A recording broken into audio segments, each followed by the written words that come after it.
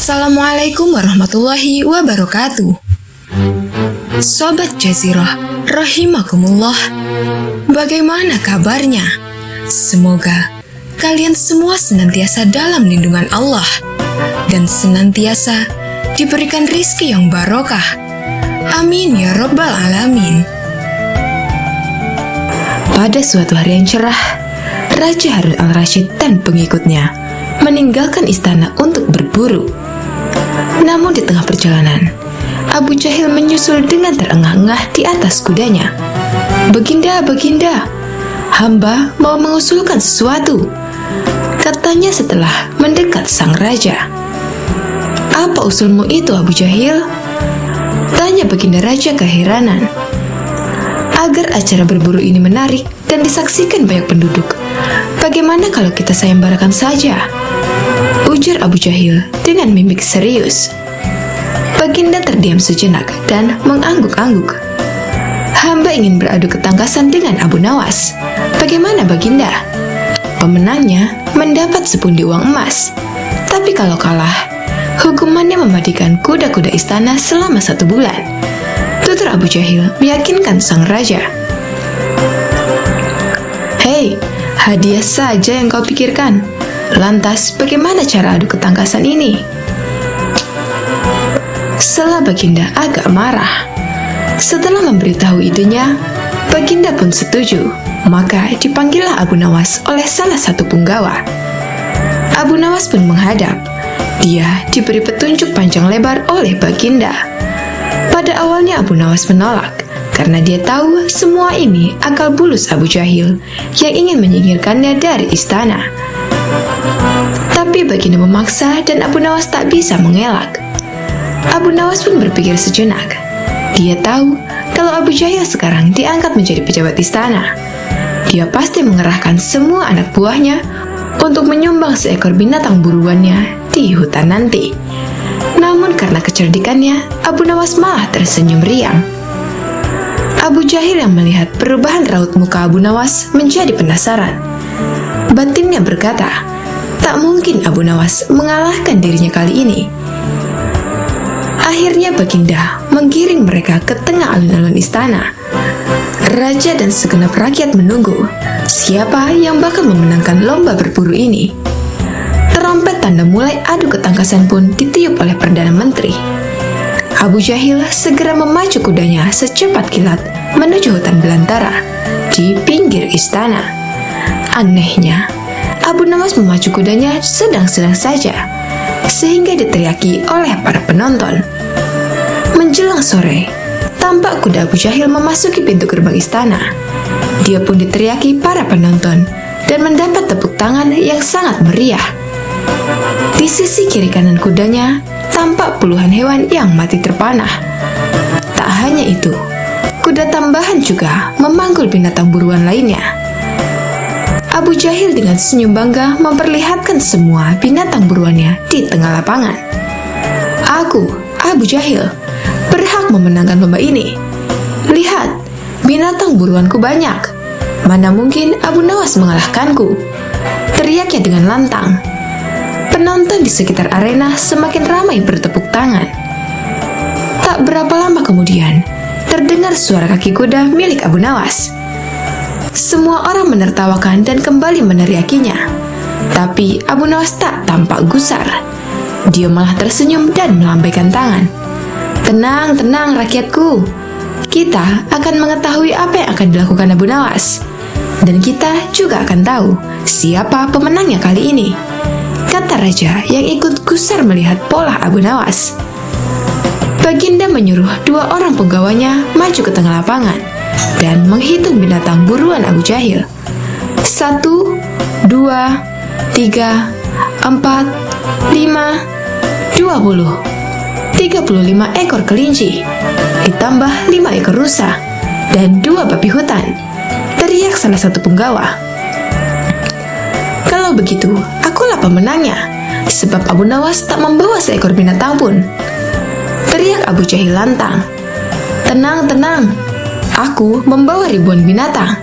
Jelaslah aku pemenangnya. Dan kau Abu Jahil, silahkan memandikan kuda-kuda istana." Menurut aturan lomba, semua binatang boleh ditangkap. Yang penting adalah jumlahnya, kata Abu Nawas sambil membuka bambu kuning yang telah diisi ribuan semut merah. Sekarang coba hitung ini. 1, 2, 3, 4, 100, 200. Selebihnya tak usah dihitung, ungkap Abu Nawas. Tanpa banyak berkata, Abu Jahil tak sadarkan diri alias pingsan gara-gara melihat semut merah Abu Nawas. Baginda tertawa terpingkal-pingkal dan langsung memberikan hadiah kepada Abu Nawas. Kecerdikan dan ketulusan hati pasti bisa mengalahkan kelicikan.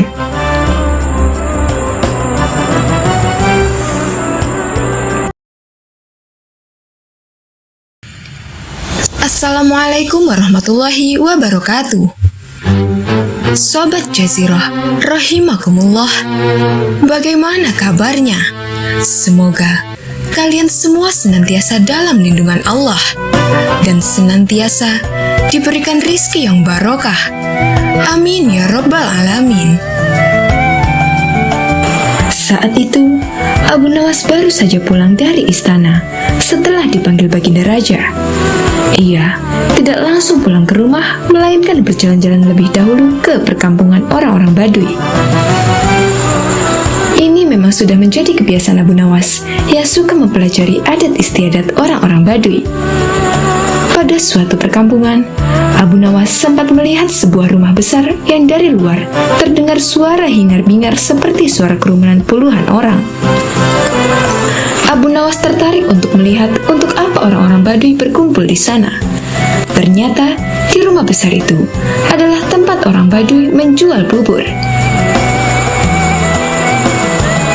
Haris, yaitu bubur khas makanan para petani.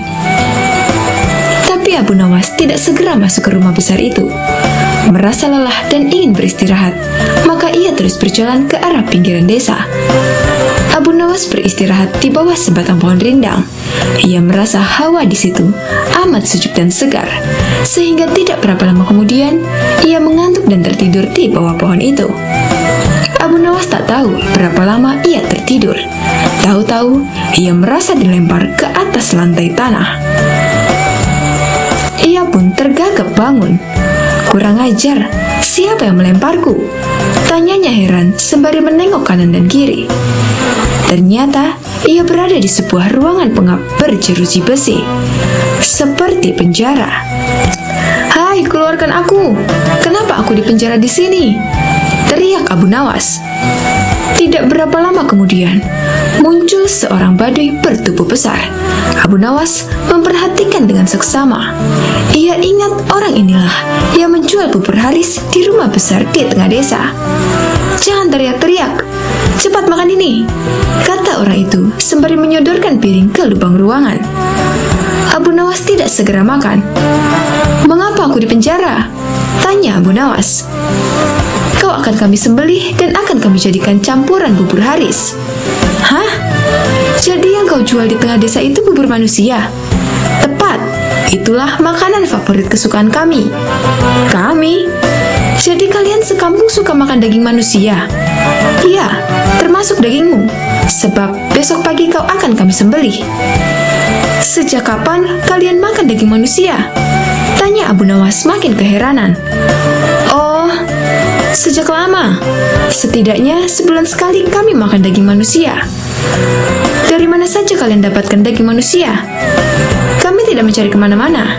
Hanya setiap kali ada orang masuk atau lewat di desa kami, pasti kami tangkap dan akhirnya kami sembelih untuk dijadikan bubur.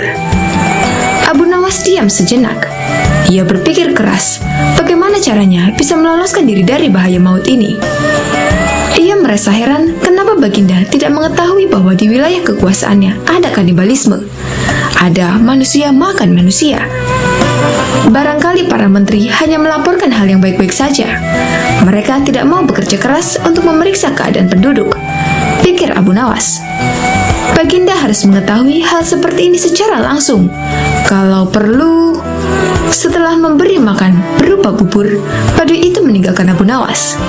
Abu Nawas tentu saja tak berani makan bubur itu. Jangan-jangan bubur manusia.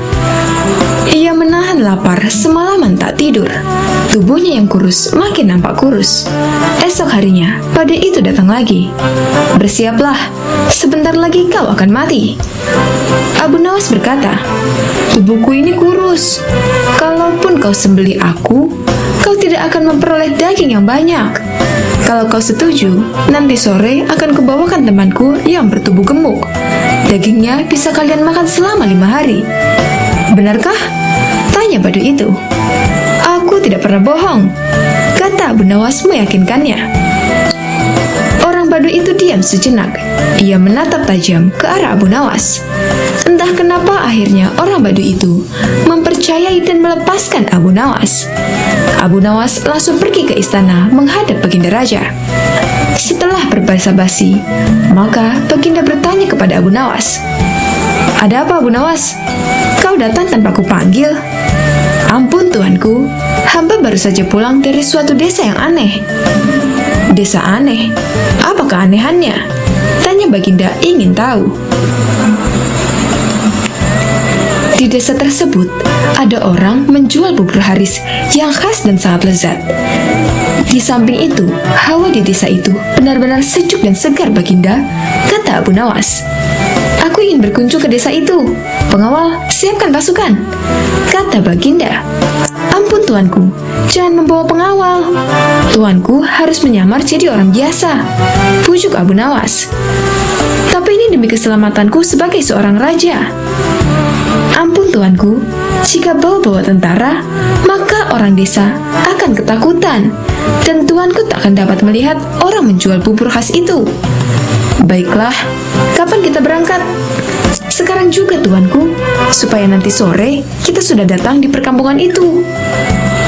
Demikianlah Baginda dengan menyamar sebagai seorang biasa mengikuti Abu Nawas ke perkampungan orang-orang Badui kanibal. Abu Nawas mengajak Baginda masuk ke rumah besar tempat orang-orang makan bubur. Di sana mereka membeli bubur. Baginda memakan bubur itu dengan lahapnya. "Betul katamu, bubur ini memang lezat," kata Baginda setelah makan. "Kenapa buburmu tidak kau makan, Abu Nawas?" "Hamba masih kenyang," kata Abu Nawas sambil melirik dan berkedip ke arah penjual bubur. Setelah makan, Baginda diajak ke tempat pohon rindang yang hawanya sejuk. "Betul juga katamu, di sini hawanya memang sejuk dan segar." Aku kok mengantuk sekali," kata Baginda. "Tunggu tuanku, jangan tidur dulu. Hamba pamit mau buang air kecil di semak belukar sana," kata Abu Nawas. "Baik, pergilah Abu Nawas," kata Baginda mempersilakan. Baru saja Abu Nawas melangkah pergi, Baginda sudah tertidur. Tapi ia segera terbangun lagi ketika mendengar suara bentakan keras. "Hai orang gendut, cepat bangun! Atau kau kami sembelih di tempat ini." Ternyata badai penjual bubur sudah berada di belakang Baginda dan menghunuskan pedang ke arah leher Baginda. "Apa-apaan ini?" protes Baginda. "Jangan banyak cakap, cepat jalan," kata badui itu. Baginda mengikuti perintah orang badui itu dan akhirnya dimasukkan ke dalam penjara. "Mengapa aku di penjara?" tanya Baginda. "Besok kau akan kami sembelih. Dagingmu kami campur dengan tepung gandum dan jadilah bubur haris yang terkenal lezat." "Hah? Astagfirullah. Jadi yang kumakan tadi?" "Betul. Kau telah memakan bubur kami, bubur manusia." Seketika Baginda mau muntah tapi tak bisa.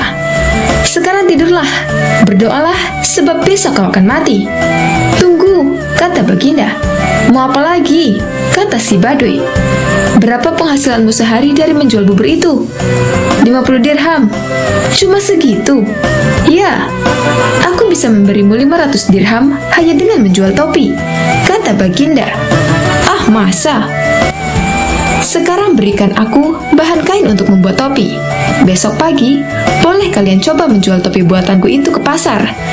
Hasilnya boleh kau miliki semua." Badui itu ragu. Ia berbalik melangkah pergi. Tak lama kemudian, kembali lagi dengan bahan-bahan untuk membuat topi. Esok paginya, Baginda menyerahkan sebuah topi yang bagus kepada si Badui. Baginda berpesan, juallah topi ini kepada Menteri Farhan di istana Baghdad. Badui itu menuruti saran Baginda. Menteri Farhan terkejut saat melihat seorang badui datang menemuinya. "Mau apa kau?" tanya Farhan. "Menjual topi ini," jawab si badui. Farhan melirik. Topi itu memanglah bagus. Ia mencoba memeriksanya dan alangkah terkejutnya ketika melihat hiasan berupa huruf-huruf yang maknanya adalah surat dari Baginda yang ditujukan kepada dirinya. "Berapa harga topi ini?" tanya Farhan. 500 dirham, tak boleh kurang." "Baik, aku beli." Badui itu langsung pulang dengan wajah ceria. Sama sekali ia tak tahu jika Farhan telah mengutus seorang prajurit untuk mengikuti langkahnya.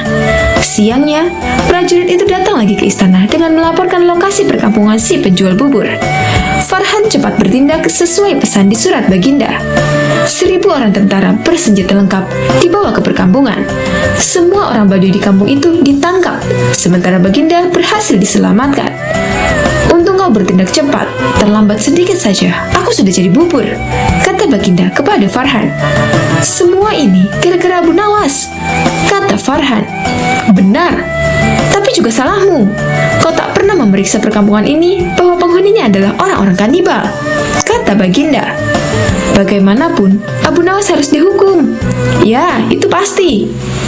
"Hukuman mati, Baginda," sahut Farhan. "Hukuman mati? Ya, kita coba. Apakah dia bisa meloloskan diri?" sahut Baginda.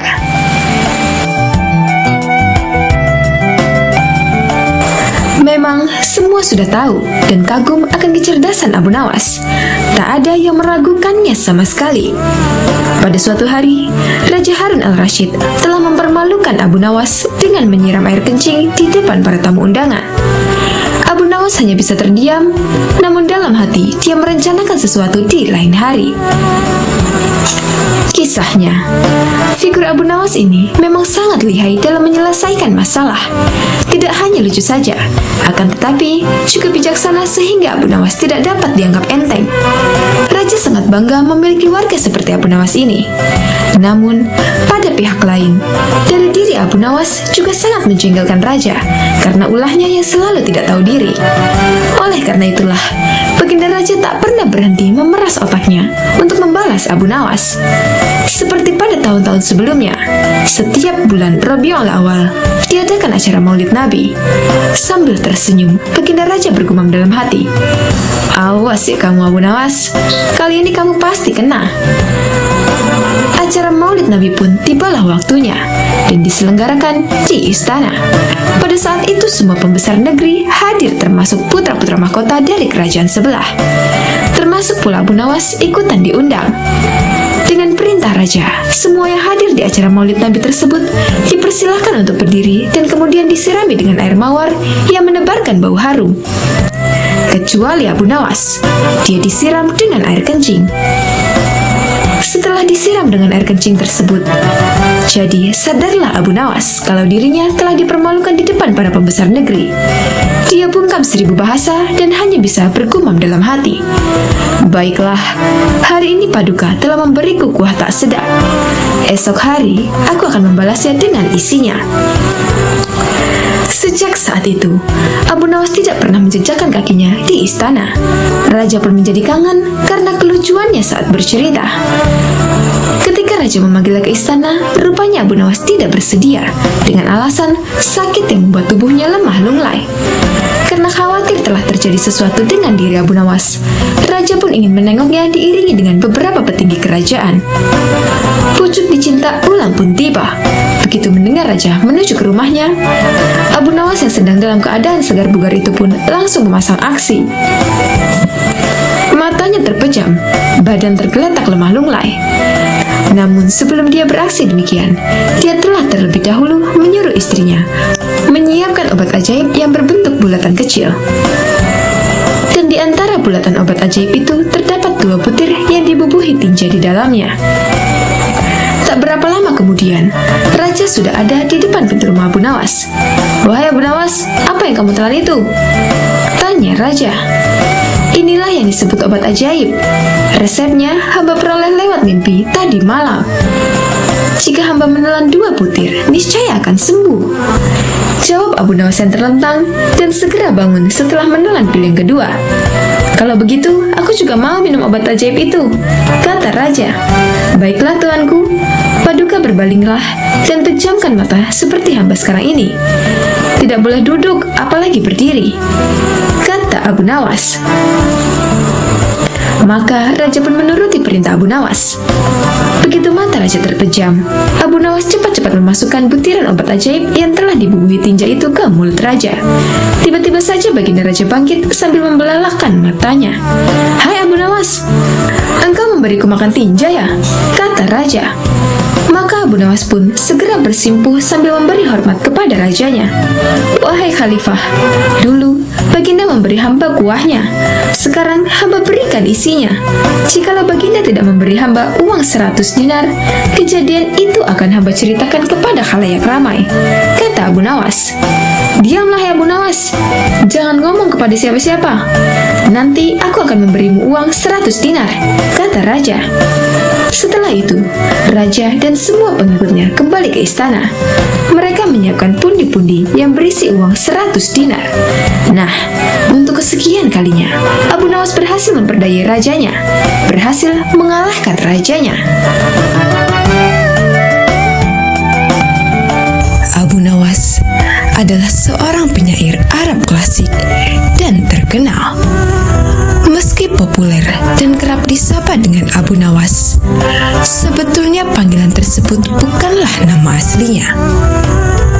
Mengutip dari buku Abu Nawas, Sufi dan penyair ulung yang jenaka, susunan Muhammad Ali Faqih, julukan Abu Nawas ia peroleh karena rambutnya yang ikal dan panjang sebahu.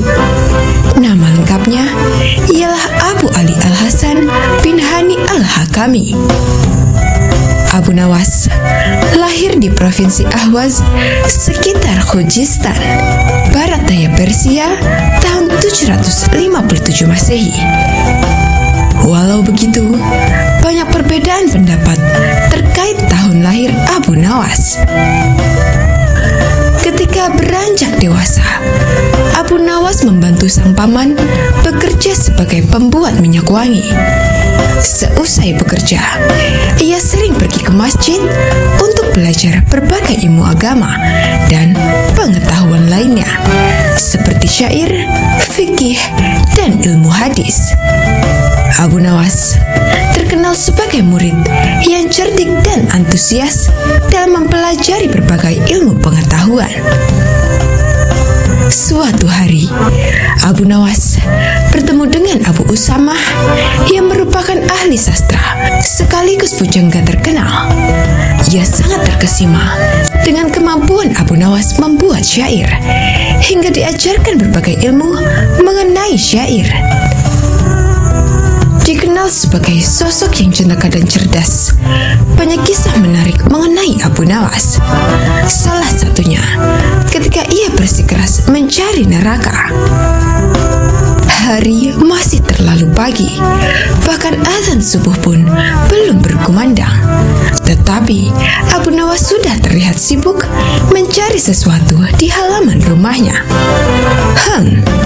Ada di mana sebenarnya?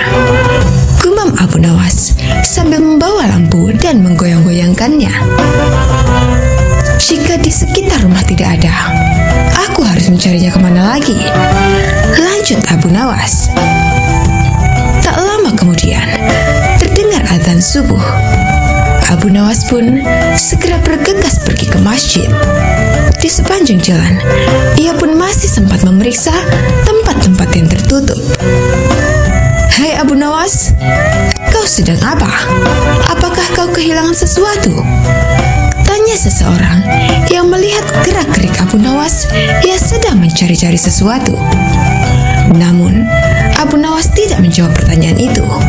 Pikirannya terlalu sibuk sendiri. Selesai sholat subuh, Abu Nawas masih saja sibuk mencari. Kali ini ia mencari di sekitar masjid. Ia membuka semua kotak dan tong yang ada di sana.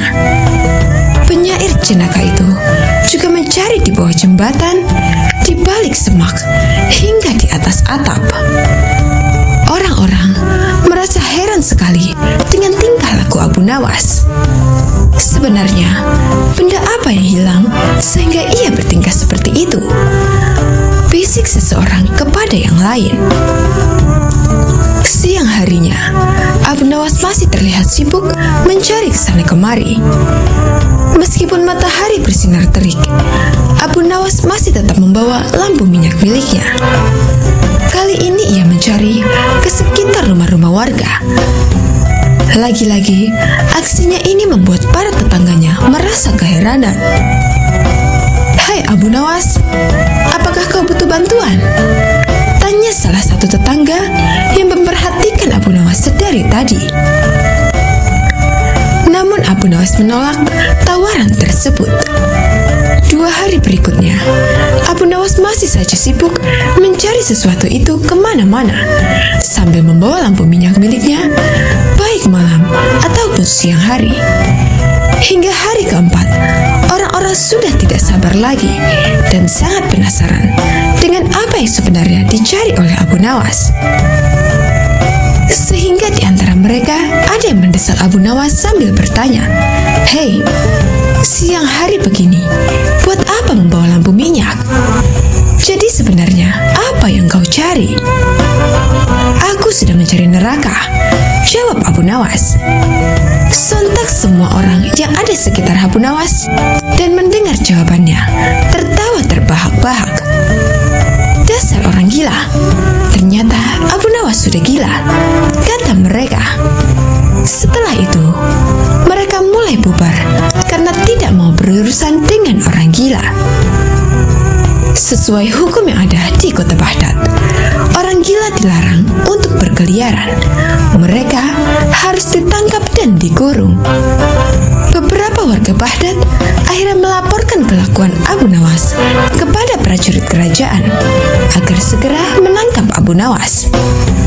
Abu Nawas pun ditangkap dan dibawa ke penjara istana. Hal ini membuat seluruh kota Baghdad pun geger. Mereka dibuat penasaran dengan tingkah dan kesalahan apa lagi yang dilakukan oleh Abu Nawas. Begitu mendengar Abu Nawas di penjara, Raja Harun memerintahkan agar Abu Nawas dipanggil dan bertemu dengannya. Berangkatlah pengawal Raja Harun untuk menjemput dan membawa Abu Nawas. Setelah sampai di sana, Raja Harun memerintahkan ikatan tangan Abu Nawas untuk dilepas. Beliau pun bertanya, "Kali ini, apalagi kesalahanmu, wahai Abu Nawas?" "Maaf, Baginda, saya tidak melakukan kesalahan sama sekali," jawab Abu Nawas. "Lantas, mengapa kamu membawa lampu di siang hari seperti orang gila?" tanya Raja Harun. "Saat itu, saya sedang sibuk mencari neraka, Baginda Raja." Raja dan seluruh menteri yang ada di ruangan itu tertegun mendengar jawabannya. "Kau gila, memang benar kau sudah gila," teriak Raja di depan Abu Nawas. "Tidak Raja, saya tidak gila. Merekalah yang gila. Mereka yang melaporkan, menangkap, serta yang menganggap saya gila," jawab polos Abu Nawas. Abu Nawas meminta Raja untuk mengumpulkan semua yang terlibat dalam penangkapannya. Raja Harun mengabulkan dan mendatangkan mereka.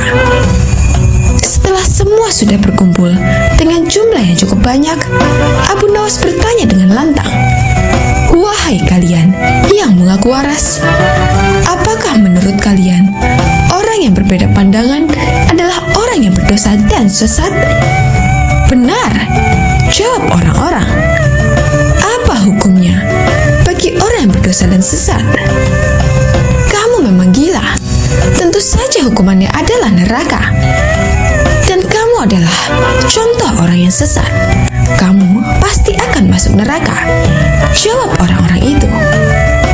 "Baiklah, menurut kalian, aku pasti akan masuk neraka, bukan? Lalu, di mana letak neraka itu? Milik siapakah neraka itu? Jika neraka itu milik Allah dan letaknya di akhirat, lantas mengapa mereka begitu mudah menentukan neraka bagi seseorang?" Baginda, apakah mereka ini malaikat Allah? Jangan-jangan mereka semua yang gila? Tanya Abu Nawas kepada Raja. Raja langsung tertawa terbahak-bahak mendengar perkataan Abu Nawas. Setiap hari saya mendengar orang-orang dengan mudahnya mengatakan, "Kamu pasti masuk neraka." Maka saya jadi penasaran, apakah neraka itu ada di bumi ini? Ungkapan cerdas Abu Nawas kepada Raja Harun. Dikisahkan, kala itu sejumlah penduduk Baghdad berkumpul di depan istana Khalifah Harun al-Rashid. Sebagian berteriak dan meminta agar Abu Nawas segera ditangkap. Dikisahkan dalam buku Kisah Lucu Kecerdasan Abu Nawas, susunan Sukma Hadiwiyanto, kala itu sejumlah penduduk Baghdad berkumpul di depan istana Khalifah Harun al-Rashid. Sebagian berteriak dan meminta agar Abu Nawas ditangkap. Para penduduk protes karena baliho raksasa milik Abu Nawas yang dipasang di depan rumahnya yang berbunyi, "Dijual cepat matahari Baghdad. Siapa cepat dapat bonus anak unta." Penduduk lainnya merasa panik dan kasak-kusuk di depan istana. Mereka takut sekaligus bingung. Jika matahari Baghdad dijual, maka bagaimana mereka bisa hidup? "Abu Nawas, kamu serius mau menjual matahari?" tanya Khalifah Harun al-Rashid sambil mengamati massa yang membludak di depan istananya. "Benar, Baginda, supaya kita bisa ikut cara mereka menggunakan otak," jawab Abu Nawas. "Maksudnya?" Khalifah kembali bertanya. "Begini, Baginda, apakah Baginda senang infrastruktur di Baghdad terbangun hebat di zaman Baginda?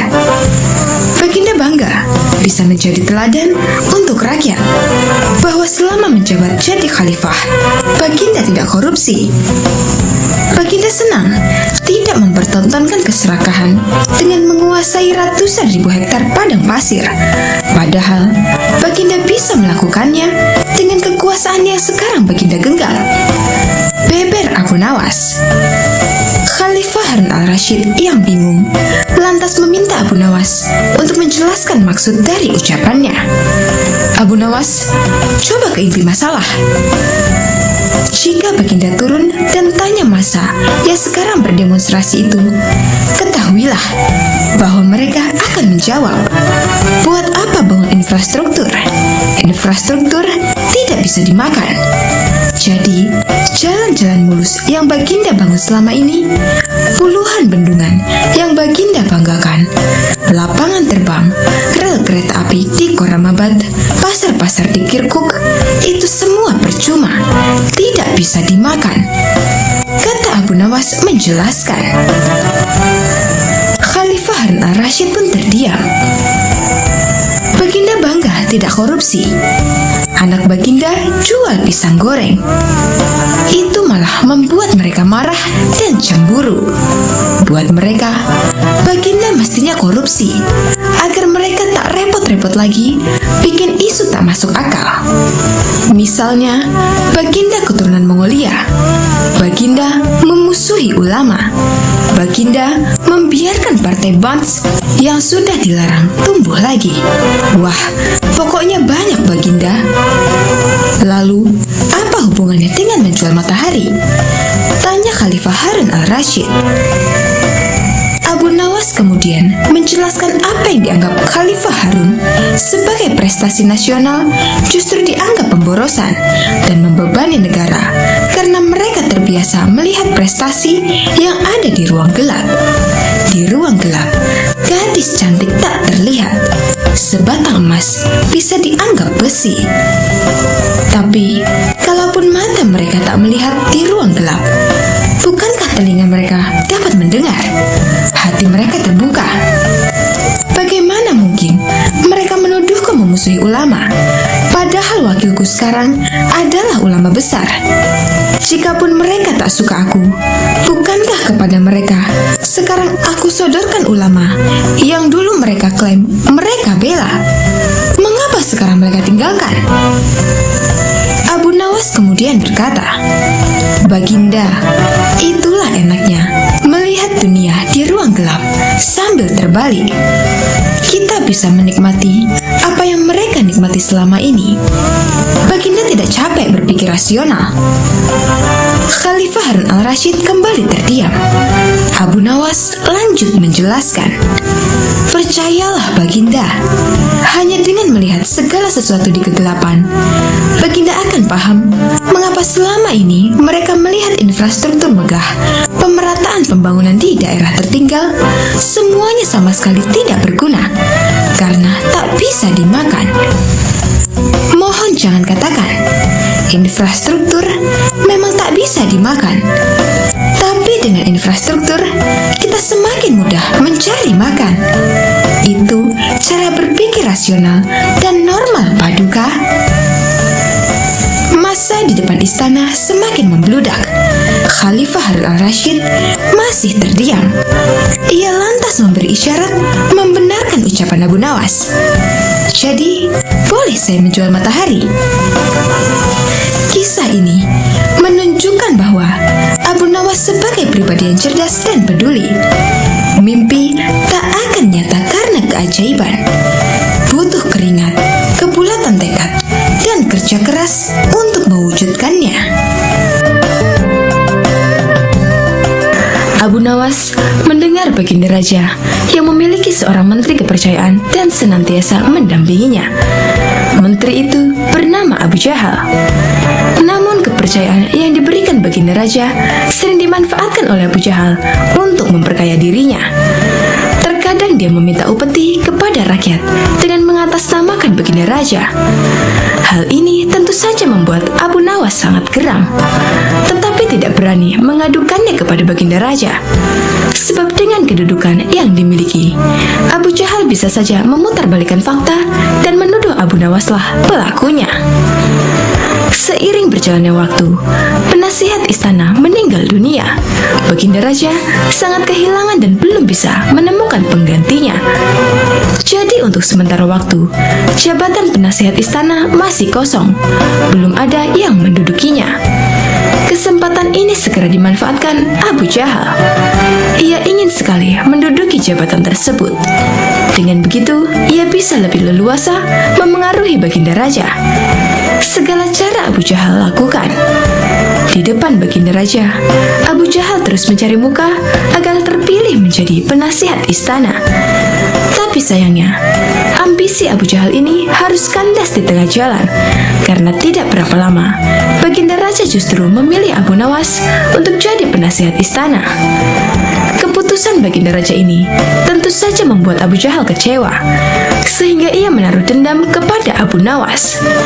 Suatu hari, ketika Abu Jahal melihat Abu Nawas sedang duduk bersama Baginda Raja, timbul pemikiran di kepalanya. Seharusnya aku yang ada di tempat tersebut. Abu Nawas tidak pantas duduk di situ. Abu Nawas itu apa dia? Tidak mampu mengurus masalah kerajaan. Pantasnya dia jadi pelawak istana. Gerutu Abu Jahal dalam hatinya. Merasa kecewa dengan keputusan Baginda Raja, Abu Jahal lalu menyampaikan keberatannya. Pada suatu hari, saat Baginda Raja sedang duduk sendirian di singgasananya, Abu Jahal menghadap dan berkata, "Ampun Paduka yang mulia, hamba izin menghadap Baginda Raja." Baginda Raja terkejut melihat Abu Jahal yang tiba-tiba menghadapnya. "Ada apa Abu Jahal? Apa yang ingin kau sampaikan?" tanya Baginda Raja. "Ampun Paduka yang mulia, hamba rasa Abu Nawas tidak pantas menjabat sebagai penasihat istana. Karena menurut hamba, dia tidak tahu apa-apa soal negara. Abu Nawas itu apa keahliannya? Cuma melucu saja," tutur Abu Jahal. "Tapi, bukankah Abu Nawas terkenal cerdas? Dia juga seorang yang jujur," ujar Baginda Raja. "Apakah Paduka sudah meragukan kejujuran saya?" tanya Abu Jahal. "Bukan seperti itu. Kamu kan sudah menduduki jabatan menteri istana. Jadi wajar kalau Abu Nawas yang mengisi jabatan penasihat istana, jawab Baginda Raja. Tapi hamba lebih berpengalaman, Paduka yang mulia, apalagi mengenai kenegaraan. Hamba juga ahli berperang, tubuh hamba kekar dan perkasa. Lalu hamba sudah lama berbakti kepada Baginda Raja. Hamba rasa hambalah yang lebih pantas menjadi penasihat istana, ucap Abu Jahal. Melihat ambisi Abu Jahal yang begitu besar ingin menjadi penasihat istana, Baginda Raja akhirnya membuat keputusan. Ia ingin mengadakan sayembara antara Abu Nawas dan Abu Jahal. Maka dipanggillah Abu Nawas untuk datang ke istana. Singkat cerita, Abu Nawas pun menghadap Baginda Raja. Ampun Paduka yang mulia, ada gerangan apa memanggil hamba? Tanya Abu Nawas. Hai Abu Nawas, Abu Jahal sangat menginginkan jabatan penasihat istana. Dia minta supaya jabatanmu diganti olehnya. Tapi aku juga tidak mungkin memecatmu begitu saja. Biar adil, maka aku putuskan akan mengadakan sayembara untuk kalian berdua. Siapa yang menjadi pemenangnya, maka dialah yang berhak jadi penasihat istana, jelas Baginda Raja. Sejenak Abu Nawas terdiam dan berpikir, Abu Jahal pasti punya rencana busuk. Jangan sampai dia jadi penasihat istana. Bisa-bisa rakyat makin miskin, tertindas oleh kelakuannya, pikir Abu Nawas. Ampun Paduka yang mulia, kalau boleh tahu, sayembara apa yang hendak diberikan? Tanya Abu Nawas. Aku ingin masing-masing dari kalian membawakan 1 gentong air laut, tapi yang rasanya tawar, perintah Baginda Raja. Abu Nawas dan Abu Jahal langsung terkejut mendengar permintaan Baginda Raja yang aneh itu. Sekarang pulanglah kalian berdua dan besok kembali ke sini dengan membawa air laut yang rasanya tawar, kata Baginda Raja.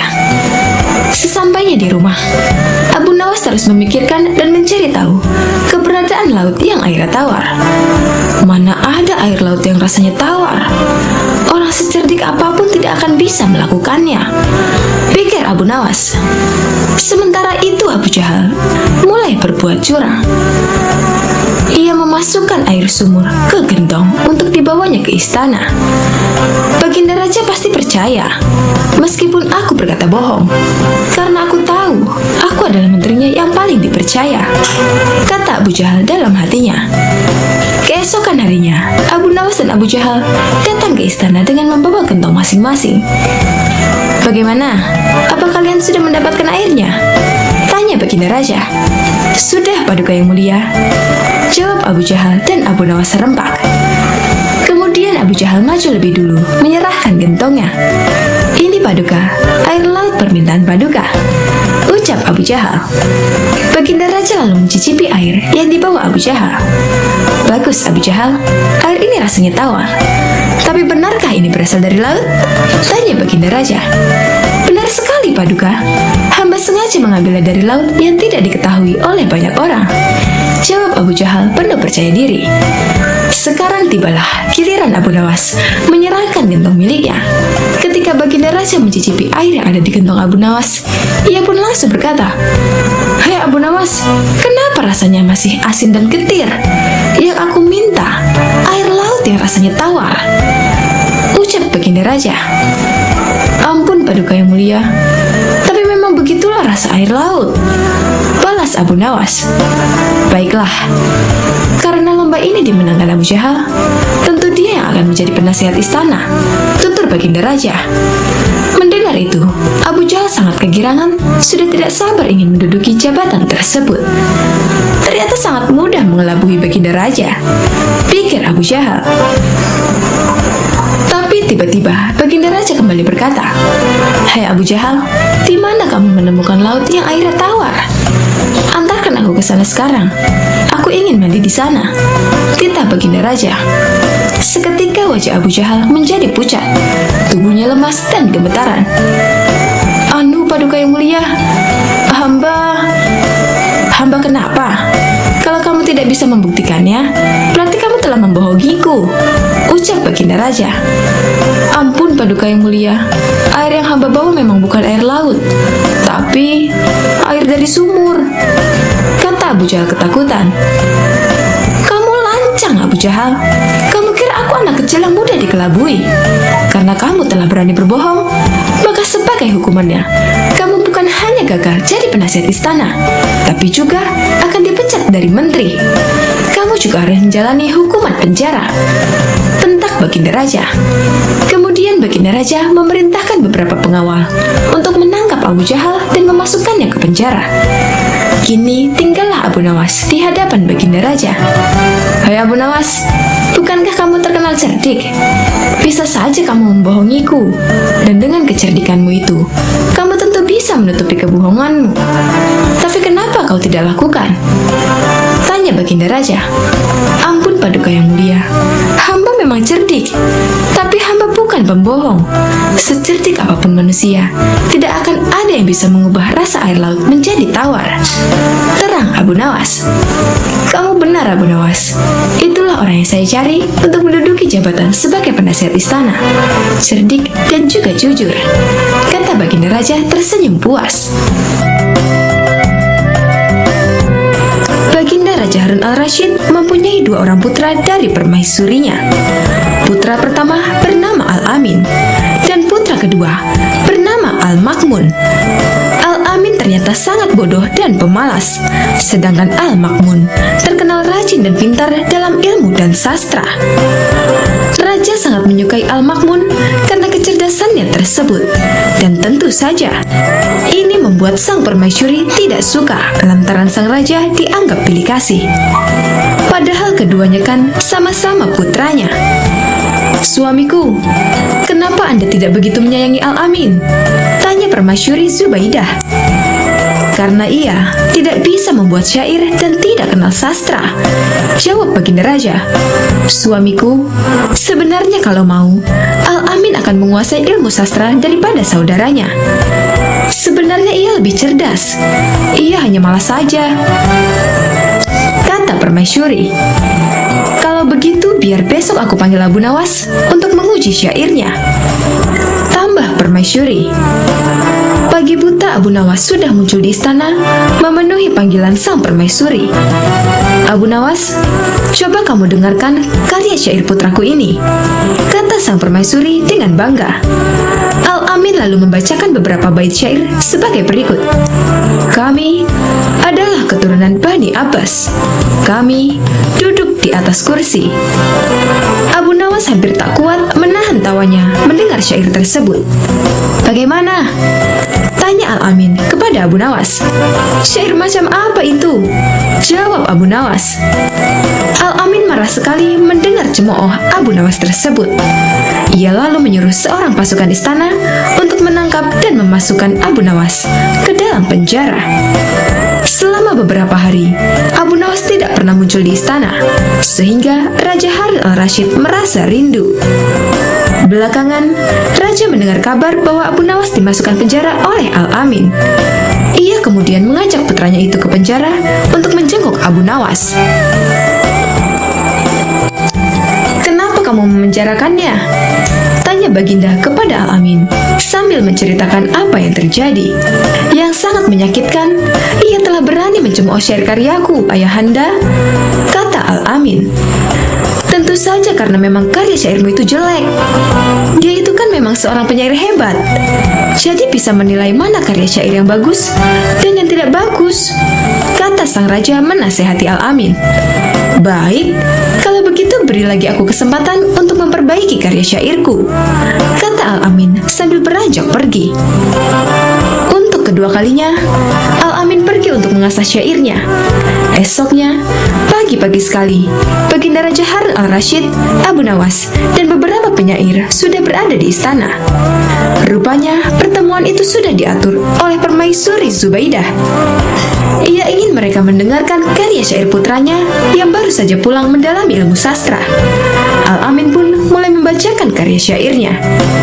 "Hai binatang yang duduk bersimpuh, rasanya tidak ada yang setolol kamu.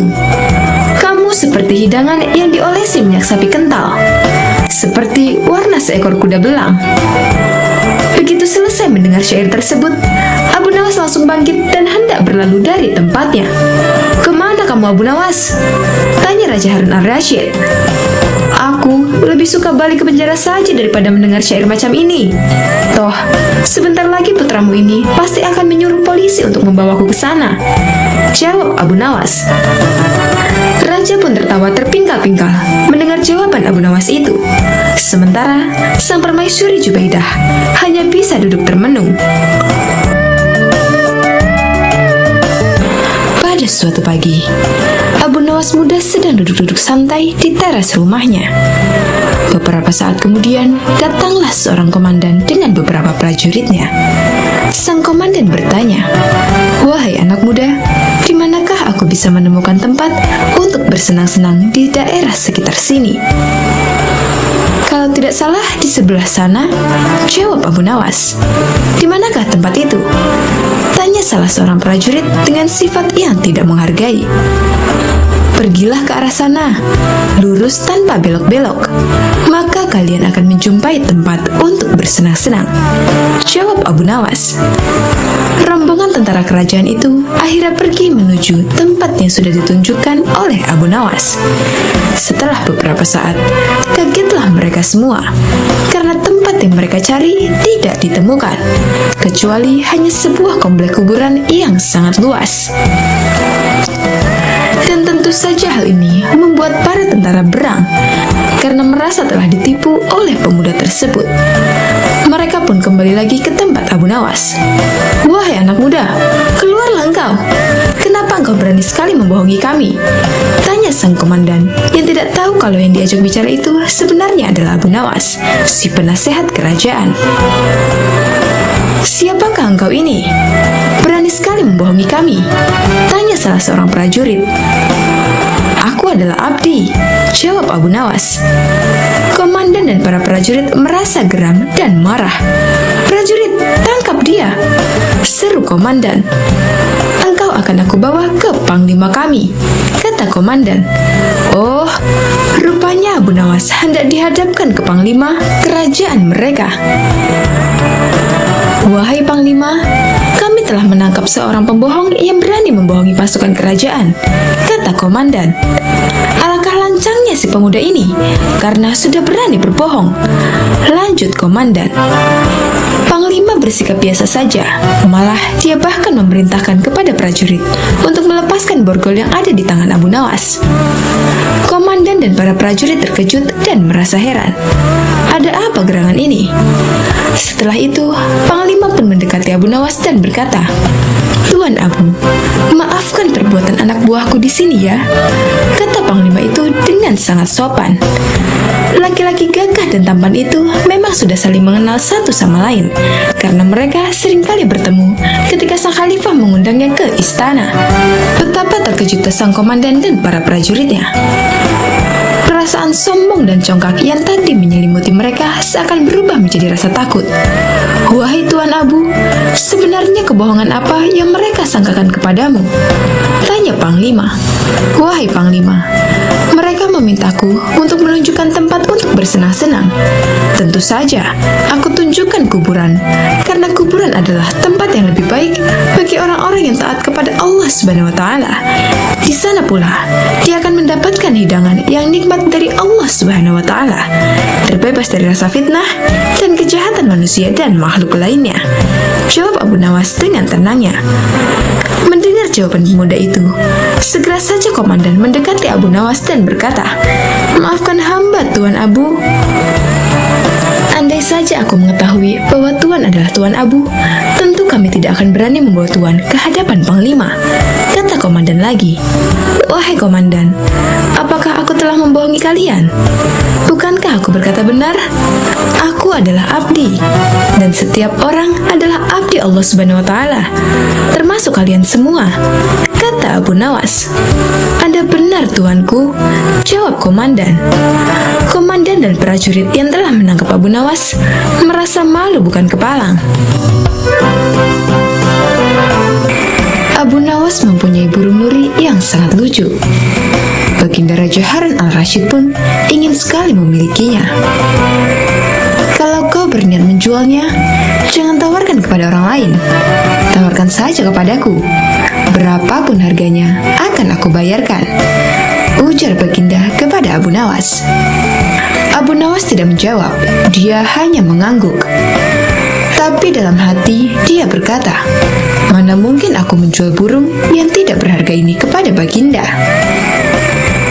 Keesokan paginya, Abu Nawas datang ke istana. Dia datang dengan membawa burung nuri yang diinginkan Baginda itu. Abu Nawas tidak ingin menjualnya. Dia ingin memberikan cuma-cuma kepada Baginda. Tapi di depan gerbang istana, dua orang pengawal menahannya. "Siapa kamu? Ada keperluan apa menghadap Baginda?" hardik kedua pengawal dengan wajah bengis. Rupanya kedua orang pengawal istana tersebut adalah orang kepercayaan Perdana Menteri Abu Dahi yang selalu ingin mencelakakan Abu Nawas. "Aku hendak menyerahkan burung ini kepada Baginda karena beliau sangat menyukainya," jawab Abu Nawas. "Tinggal saja burung jelek itu di sini. Biar aku yang menyerahkannya kepada Baginda," ucap salah seorang pengawal. Abu Nawas pun menurut. Dalam situasi seperti ini, dia tidak mungkin melawan. Tapi suatu saat, mereka pasti akan menemui perbuatannya. Oleh kedua pengawal kepercayaan Abu Dahi, burung nuri Abu Nawas ditukar dengan burung gereja. Setelah itu, diserahkan kepada Baginda. Perdana Menteri Abu Dahi yang melihat kejadian itu tersenyum simpul memuji hasil kerja anak buahnya.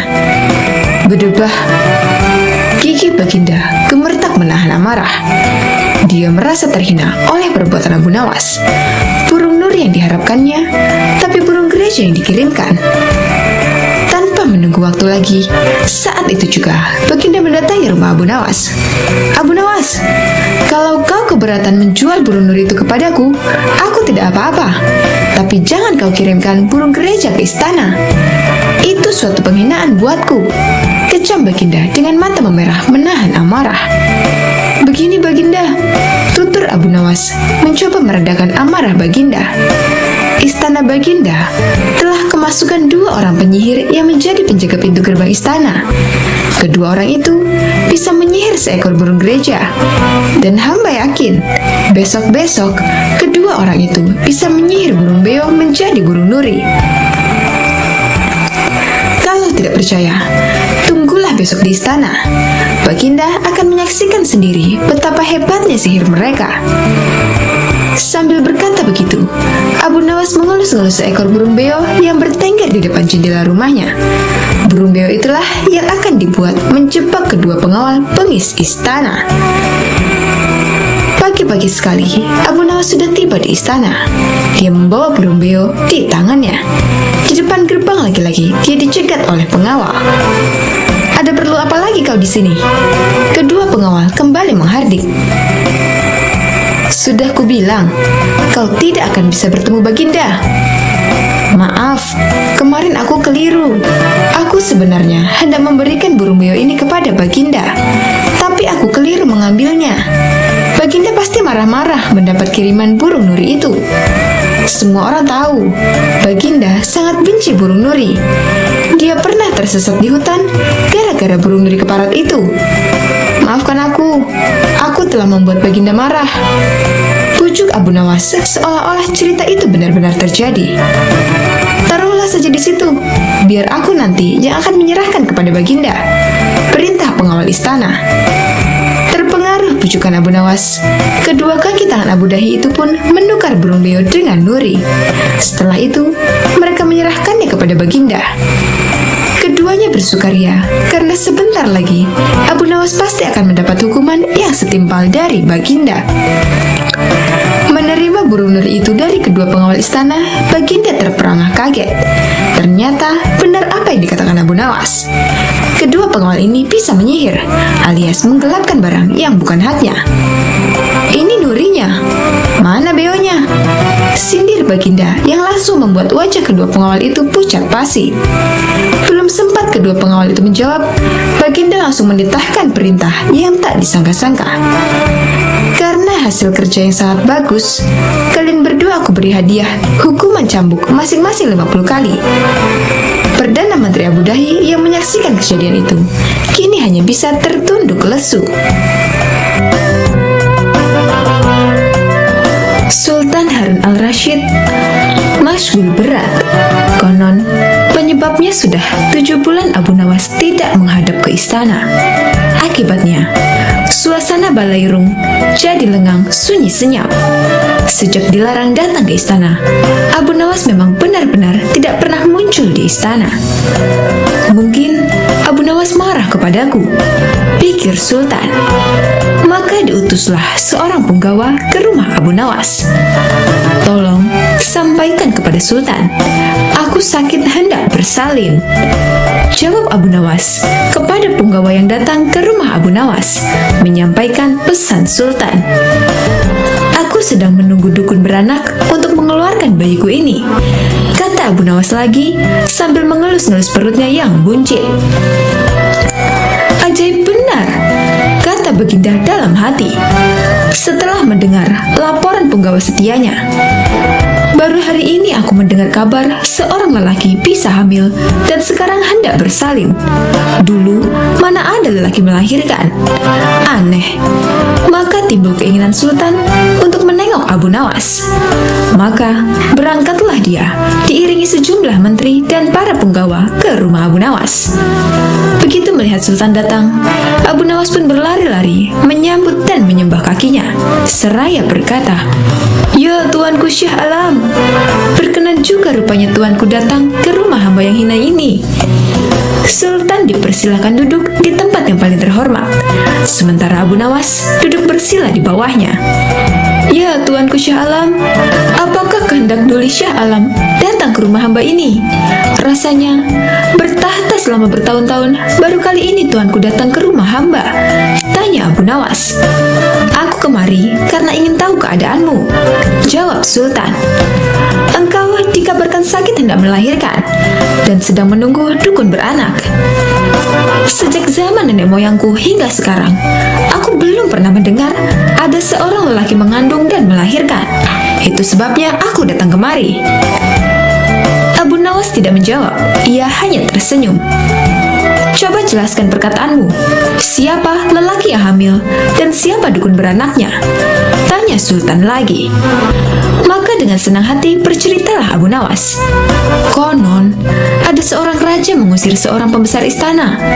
Tetapi, setelah 5 bulan berlalu, tanpa alasan yang jelas, sang raja memanggil kembali pembesar tersebut ke istana.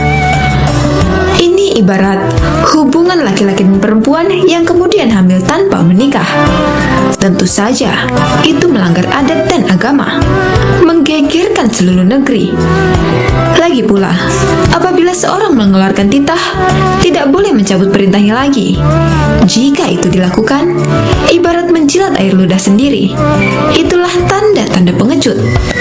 Oleh karena itu, harus berpikir masak-masak sebelum bertindak. Itulah tamsil seorang lelaki yang hendak bersalin.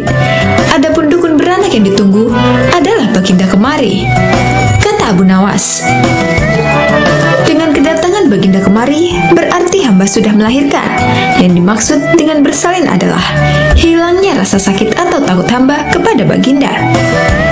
Bukan begitu, kata Sultan. Ketika aku melarang kamu datang lagi ke istana, itu tidak sungguh-sungguh, melainkan hanya bergurau saja. Besok, datanglah engkau ke istana. Aku ingin bicara kepadamu. Memang di sana banyak menteri, tetapi tidak seperti kamu.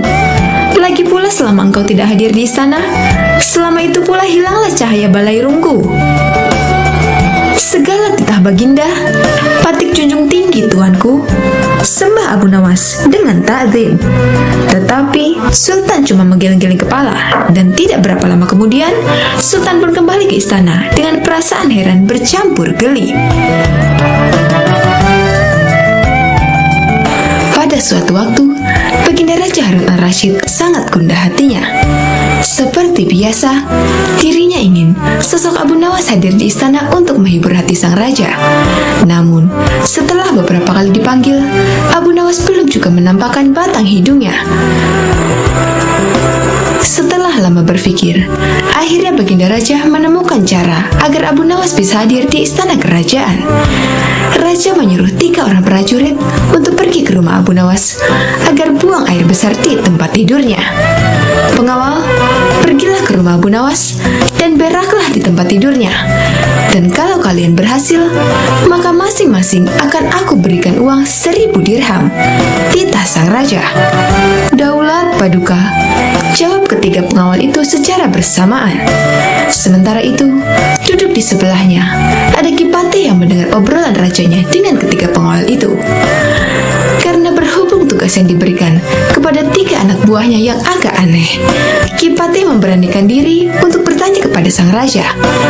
Maaf Paduka, bukankah tugas yang diberikan itu tampak aneh dan menghina? Tanya Kipati. Patih, memang benar, tapi itulah siasatku agar Abu Nawas segera hadir ke istana. Jawab Baginda. Apakah gerangan rencana Baginda? Tanya Patih. Nanti kamu akan segera mengetahuinya. Dan sekarang, kamu ikutilah ketiga anak buahmu itu dan intailah mereka. Dan sampaikan kepada Abu Nawas, bila dia berhasil menggagalkan tugas pengawalku, maka Abu Nawas akan aku beri uang 3000 dirham. Dan sekaligus, ia boleh memukul utusanku itu. Titah raja. Dengan perasaan yang masih bingung, Patih segera melaksanakan perintah raja. Dia segera berkemas dan menuju ke rumah Abu Nawas. Tidak berapa lama kemudian, utusan Baginda Raja Harun al-Rashid sudah tiba di depan pintu rumah Abu Nawas. Kami diutus oleh Baginda Raja untuk buang air besar di tempat tidurmu. Karena ini perintah raja, kamu tidak boleh menolak, kata salah satu utusan itu. Saya sama sekali tidak keberatan. Silakan saja kalau kalian mampu melaksanakan perintah raja, jawab Abu Nawas dengan santainya. Sungguh? Tanya utusan raja. Ya, silakan saja, sahut Abu Nawas. Abu Nawas mengawasi orang-orang itu beranjak ke tempat tidurnya dengan geram. Berak di tempat tidurku? Betul-betul kelewatan, gumam Abu Nawas dalam hatinya. Abu Nawas memutar otaknya bagaimana caranya agar para utusan itu mengurungkan niatnya. Setelah berpikir beberapa saat, Abu Nawas akhirnya menemukan cara untuk menggagalkan tugas para utusan itu.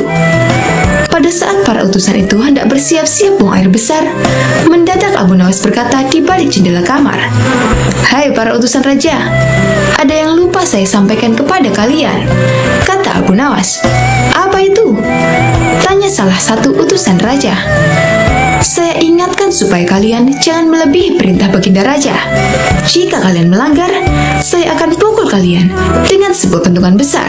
Dan setelah itu, saya akan laporkan kepada Baginda bahwa kalian melanggar perintahnya," jawab Abu Nawas dengan serius. Dengan cekatan, Abu Nawas segera mengambil sebatang kayu besar yang ada di dapur rumahnya. Bahkan, kini Abu Nawas sudah mengambil pentungan kayu besar itu. "Hei, apa maksudmu tadi Abu Nawas?" tanya salah satu utusan.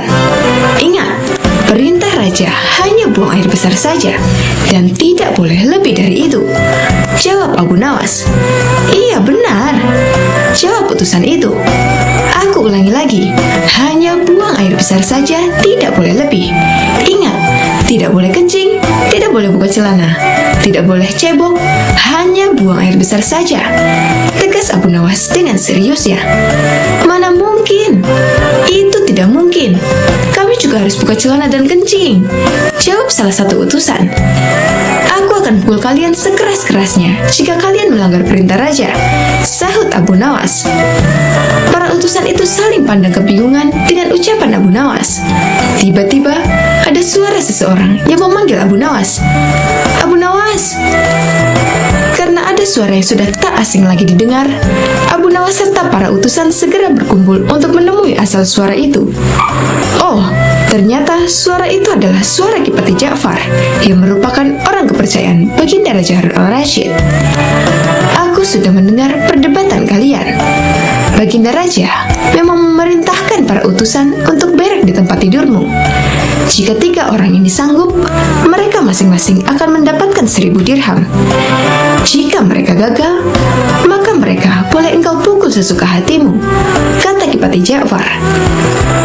"Oh begitu. Lalu hadiah dari Baginda untukku berapa tuanku?" tanya Abu Nawas. Sekarang juga, engkau boleh menghadap Baginda Raja untuk menerima 3.000 dirham. Jawab Kipati. Hah? Abu Nawas kaget disertai rasa gembira. Segera saja Abu Nawas mengambil pentungan.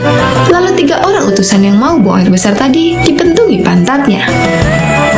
Ampun Abu Nawas, apa kalian mau buang air besar di tempat tidurku, hah?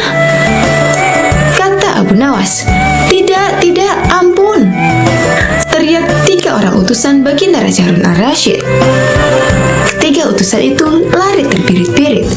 Kipati dan Abu Nawas tertawa terpingkal-pingkal di buatnya. Sesaat setelah itu, Kipati berkata, Abu Nawas, Baginda sangat yakin engkau dapat mengatasi masalah ini. Baginda memang menginginkan kehadiranmu di istana untuk menghibur hatinya yang saat ini sedang gundah gulana. Abu Nawas menyetujui permintaan Tuanku Ja'far, dan mereka segera berangkat menuju istana setelah semua persiapan dilakukan. Pada suatu hari yang cerah, Raja Harun al-Rasyid mengalami kejenuhan dan berencana hendak pergi ke hutan yang terkenal akan keindahannya. Raja pun mengajak Abu Nawas sebagai pemandu dalam perjalanan tersebut. Siap Paduka Raja? Kata Abu Nawas.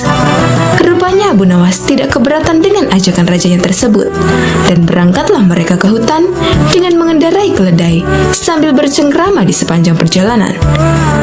Tanpa terasa, mereka sudah menempuh hampir separuh perjalanan, dan tibalah mereka di pertigaan jalan yang jauh dari rumah penduduk. Mereka berhenti karena ragu ke arah mana hutan yang dituju. Setahu mereka, kedua jalan itu memang benar menuju hutan yang mereka tuju. Hutan wisata yang berisi binatang-binatang buas. Abu Nawas pun angkat bicara. Paduka, saya sarankan agar kita tidak usah meneruskan perjalanan. Kenapa wahai Abu Nawas? Kata Paduka Raja. Hamba berkata demikian karena kalau kita salah pilih jalan, jangan-jangan kita tidak pernah kembali lagi. Bukankah akan lebih bijaksana kalau kita meninggalkan sesuatu yang meragukan? Jawab Abu Nawas. Dalam kebimbangan, anak buah Paduka Raja yang masih merupakan teman Abu Nawas berkata, Aku pernah mendengar ada 2 orang kembar yang hidup di semak-semak sebelah sana. Kata ajudan. Apakah engkau mengenalnya? Tanya Abu Nawas. Tidak juga.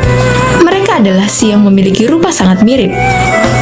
Yang satunya selalu berkata jujur, dan satunya selalu berkata bohong.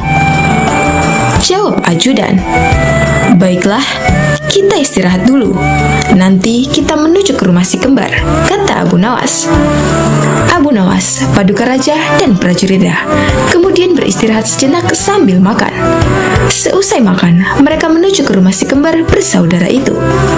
Setelah pintu diketuk, maka keluarlah salah satu dari mereka.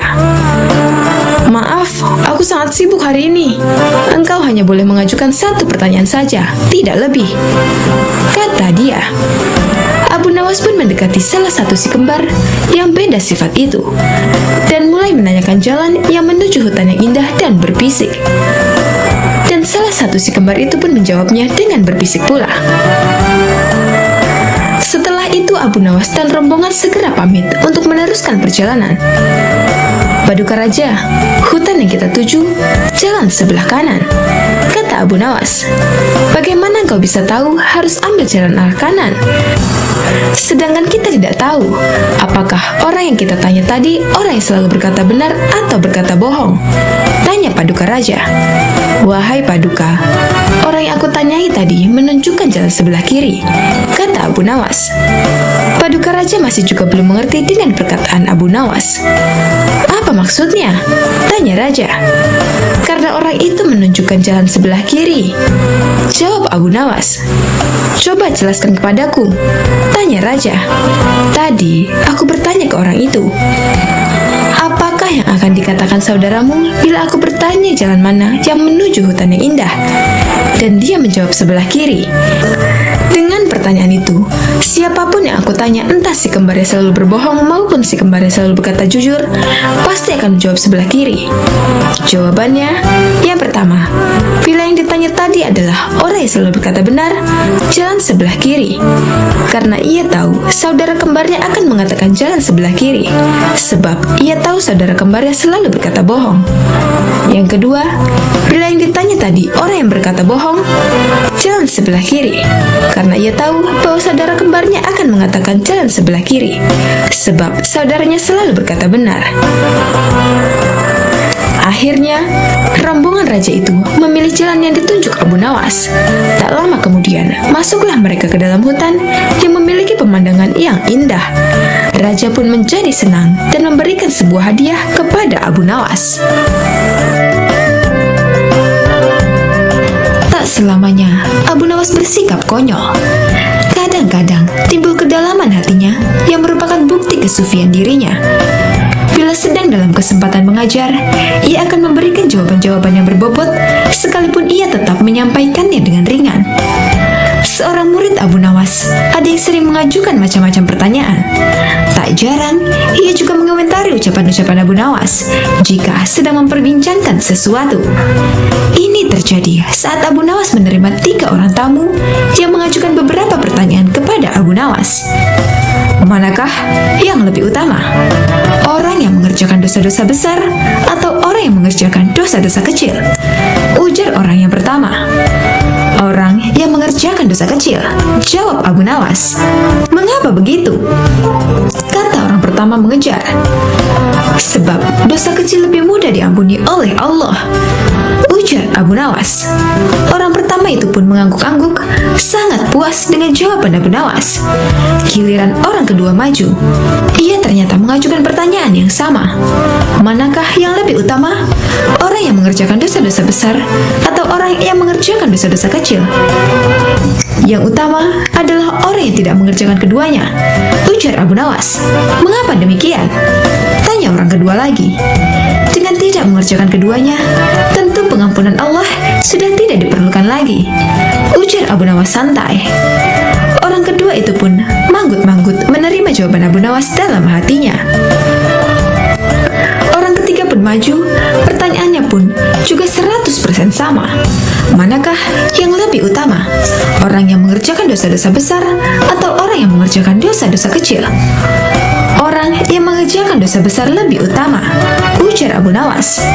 Mengapa bisa begitu? Tanya orang ketiga itu lagi. Sebab pengampunan Allah kepada hambanya sebanding dengan besarnya dosa hambanya. Ujar Abu Nawas kalem. Orang ketiga itu pun merasa puas argumen tersebut. Ketiga orang itu pun lalu beranjak pergi. Si murid yang suka bertanya kontan berujar dengan kejadian itu. Mengapa pertanyaan yang sama bisa menghasilkan 3 jawaban yang berbeda? Katanya tidak mengerti. Abu Nawas tersenyum. Manusia itu terbagi atas 3 tingkatan. Tingkatan mata, tingkatan otak, dan tingkatan hati. Jawab Abu Nawas. Apakah tingkatan mata itu? Tanya si murid. Seorang anak kecil yang melihat bintang di langit, ia akan menyebut bintang itu kecil. Karena itulah yang tampak di matanya. Jawab Abu Nawas memberi perumpamaan. Lalu, apakah tingkatan otak itu?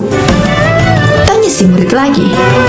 Orang pandai yang melihat bintang di langit, ia akan mengatakan bahwa bintang itu besar karena ia memiliki pengetahuan. Jawab Abu Nawas.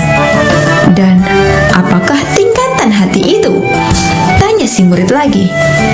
Orang pandai dan paham yang melihat bintang di langit, ia akan tetap mengatakan bahwa bintang itu kecil, sekalipun ia tahu yang sebenarnya bintang itu besar. Sebab baginya tak ada satupun di dunia ini yang lebih besar dari Allah Subhanahu wa Ta'ala. Jawab Abu Nawas sambil tersenyum. Si murid pun mafhum. Ia lalu mengerti mengapa satu pertanyaan bisa mendatangkan jawaban yang berbeda-beda. Tapi si murid itu bertanya lagi. Wahai guruku, mungkinkah manusia itu menipu Tuhan? Tanya si murid. Mungkin? Jawab Abu Nawas santai menerima pertanyaan aneh itu. Bagaimana caranya? Tanya si murid lagi. Manusia bisa menipu Tuhan dengan merayunya doa, ujar Abu Nawas. Kalau begitu, ajarilah aku doa itu, wahai guru, ujar si murid antusias. Doa itu adalah, wahai Tuhanku, aku tidak pantas menjadi penghuni surga, tapi aku juga tidak kuat menahan panasnya api neraka. Sebab itulah, terimalah taubatku dan ampunilah segala dosa-dosaku. Sesungguhnya, Kaulah Zat yang Maha Mengampuni dosa-dosa besar.